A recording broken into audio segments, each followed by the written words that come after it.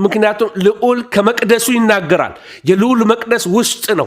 ከልቤ ውስጥ መንፈስ ቅዱስ ከውስጥ ወደ ውጭ ነው አምልኮ የሚወጣው እንጂ አንዳንዴ ሰው ኮርኩሮ በል እንጂ ዘምር ዘምር። አንዳንዴ አሁንማ ጸሎቱም ሁሉ በል እንጂ ጩህ እንጂ እልል በል እንጂ እንደዚህ በል እንጂ እያለ ስላጣደፈ አይደለም እንዴ። ከውስጥ ይምጣ። የኢየሱስ ፍቅር ውልፍ ይበል። አቤት እሱ ሲመጣ እኮ በልበልም አያሰኝም። ጩህ አለ አይደለም። አራጋቢም አያስፈልግም። በልበልም የሚል አለ አይደለም። አያስፈልግም። ኖ ራሱ the spirit of God ያልፍና ሰዎችን ሊነካ ይጀምራል። መንፈስ ቅዱስ ይንካችሁ።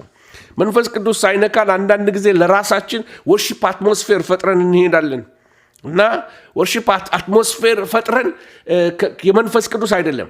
ግን በመንፈስ ቅዱስ የሆኑ ወርሺፕ ሊደሮች ሲቆሙ፣ የተቀደሱ ሰዎች ሲቆሙ ኢምፓርት የሚያደርጉብን የሚያልፍብን አሸንዳው ሲያልፍ ተመልከቱ። ይሄ ቦትል ውስጡ ቆሻሻ ቢሆን ውሃው ንጹህ ቢሆን በንጹህ ዕቃ ውስጥ የተቀመጠ ንጹህ ነገር ስለሆነ እንጠጣዋለን። ግን ንጹህ ነገር በቆሻሻ ዕቃ ውስጥ ተቀምጧል። ስንጠጣው እየተጸየፍን ነው የምንጠጣው። አንዳንዴ ሰዎች ያሉበት ስፒሪት። ስለዚህ በውስጣቸው እግዚአብሔር ነገር ንጹህ ነገር እንዲያልፍ ካስፈለገ ወርሺፕ ሊደርስ ተቀደሱ፣ አንደበታችሁን ቀድሱ፣ አለባበሳችሁን ቀድሱ። አዎ ነውር እኮ